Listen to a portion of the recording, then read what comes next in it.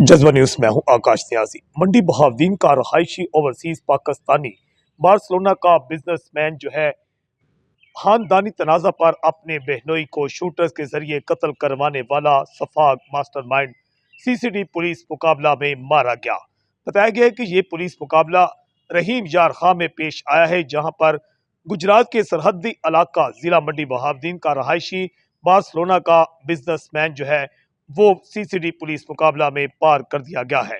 इस सिलसिले में इत्तलात ये सामने आई कि नुमान कैसर नामी एक बिजनेसमैन जो है उसने अपने बहनोई मुआज को महज इस वजह से शूटर्स के किराए के जरिए हासिल करके दिन दिहाड़े गोलियों से छलनी करवा दिया था कि उसने निभा न होने पर उसकी बहन को तलाक दे दी थी।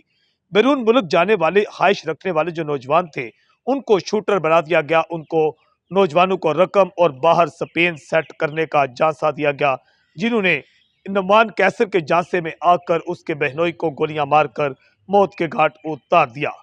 बैरून मुल्क बैठकर ओवरसीज पाकिस्तानी जो हैं इससे पहले भी ऐसे जो हैं भयानक खेल खेल चुके हैं, मगर इससे पहले देखा जाता था कि शूटर्स पुलिस मुकाबले में मारे जाते थे, मगर शूटर्स को इस्तेमाल करने वाले जो थे उनको पुलिस मुकाबले में नहीं मारे जाते थे।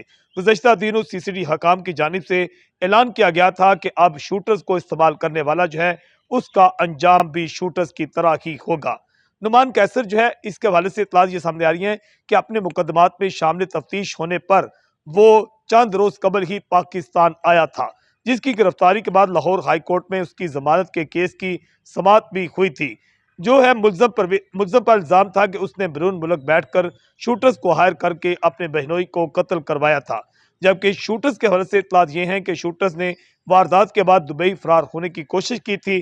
ताहम पंजाब पुलिस ने दोनों शूटर्स को गिरफ्तार कर लिया। बाज़ अदालत में मुकदमे की समाअत के बाद दोनों शूटर्स को उम्र कैद की सजा दी गई थी।